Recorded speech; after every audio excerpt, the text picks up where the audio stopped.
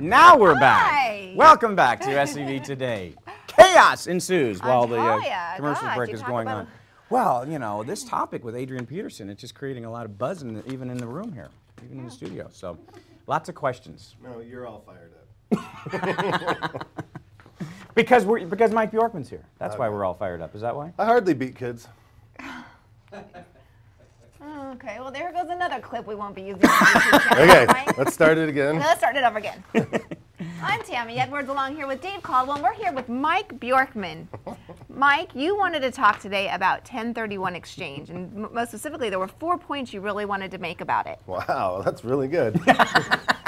You know, as continued as part of our series that we're doing, we're trying to talk about things that agents really don't like to talk about. Whether if they don't know about it, or it's kind of edgy, or it's just basically one of those, what's going on? One of those things that you know, we all want to know more information about. So today's topic I chose was 1031 exchanges. You know, and obviously I have to point out that I'm not a CPA. Anything I say, listen to, but verify with your CPA. Is 1031 like an IRS government form, or? Yeah, 1031, it refers to the IRS's code on deferring taxes. And who wouldn't want to do that? You know, one of the benefits of living in America, the government is always, well, I shouldn't say always, but they like to cooperate in making money with you. So, you know, you always hear the rich get richer and the poor get poorer. Well, they have all these little tax codes to help you defer your taxes. So the more money you make, the more money the government makes, and it works out fantastic. So 1031 exchange, basically, that's what we want to do, is defer taxes, and it's basically for an investment property. And a lot of people, they'll buy a rental property, and they'll be happy with it. They'll say, okay, I bought a condo in Valencia, and I'm going to sit on that, and that's going to be my retirement vehicle. And as a real estate counselor, I always tell people, why don't we look at other options too? It's not just for buying another condo. You can buy, say, a strip mall in Texas. You can go anywhere in the USA and diversify and, That's a good point. grow your asset basis. You know? Yeah, I mean, I think a lot of people think about when they have investment, especially if they're going to think of real estate, they're thinking here locally.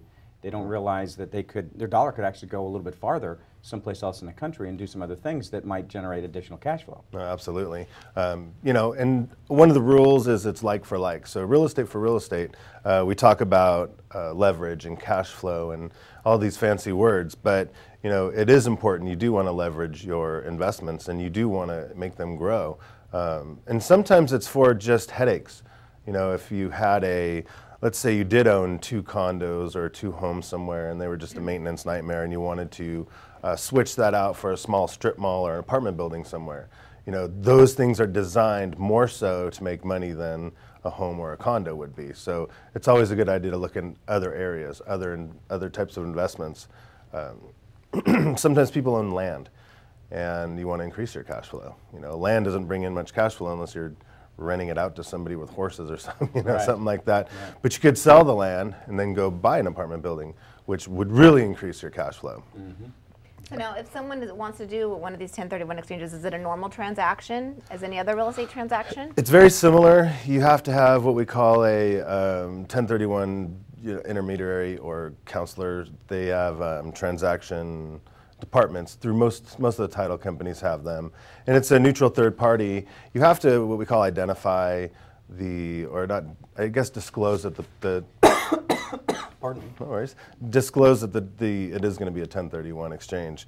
And there's a few rules, but they're pretty simple. So the neutral third party gives you all the paperwork you're going to need for the government. You fill all that out, you sign it, and you go along with your transaction. There's a few rules. You know, you need to identify at least 3 properties within 45 days, and then you have either 180 days or 6 months to close that transaction. But what a lot of people don't know is you could also use the entire time when until your tax returns are due, including extensions. So, okay, buddy, we need some water. So it could go over that 6 months period, and a lot of people don't know. So there's plenty of time to identify your future investment properties. Is this only something that you can do if you've got a lot of excess cash? Is this only for the rich? No, I wouldn't say so. Most people, I shouldn't say most, but a lot of people, like locally in Santa Clarita, at some point they've purchased a rental property. And sometimes it's frustrating for me because they don't do anything with it. You know, okay, you make $100 or $2 a month, and you know, hey, why don't we go ahead and exchange that for something bigger, something better, something that's going to make you more money, so you can really have a good retirement vehicle. Bye, Dave. See you, buddy. I apologize, Mike. I don't mean to. No, that's fine. This happened last week too. Yeah, I'm still getting over something. Poor guy. Arrowhead, So you can anyways. send the check to Tammy Edwards at SCBC. Yeah. Back to the bottom. There you go. If I have a rental property and I've got a lot of equity in it and I want to sell it here in California and buy 2 pieces of property, can I do that, or can I only exchange it for 1? No, yeah, you can mix and match, let's say. So as long as it's real estate for real estate, you can buy 3 properties. So it's not a bad. And so we're saying defer taxes. Does that mean would I have to eventually, would that catch up with me and I have to pay the taxes on that? Yeah, eventually, someday. Or you can leave it in a trust, leave it to your family, whatever. But getting the cash flow now is what I would consider what it's all about. Or at retirement age, to have maybe your debt paid off with that investment vehicle, you know, having it like a monthly ATM machine for you.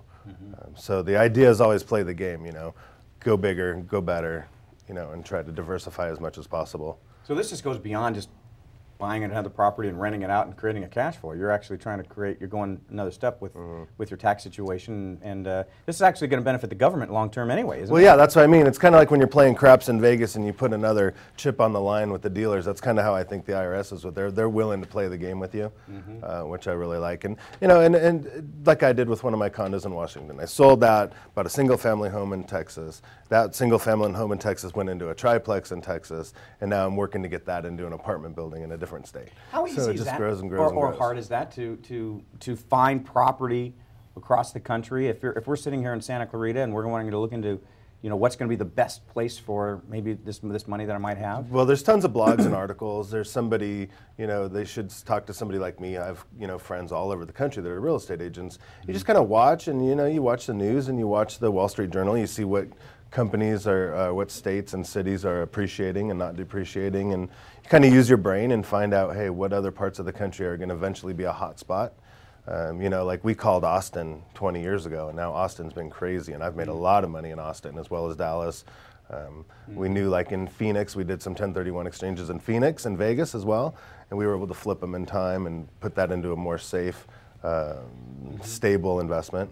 So obviously they can call you. Yeah, no, absolutely. A good realtor will have those contacts and know how to take care of you.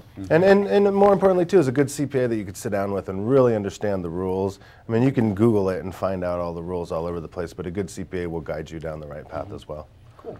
So Very good stuff. Very interesting. No, it works Mike out. Bjorkman. Good stuff. Thank you very it's much. hard to talk about without divulging too much, you know. I Right. don't want to get busted for that, but bottom line is 1031 exchange. Very good. Bottom line is don't not sell your property because you don't want to pay the capital gains when there's Right, an option. exactly. There's ways to avoid it. Bottom line is talk to Mike Bjorkman at Home Smart Real Estate.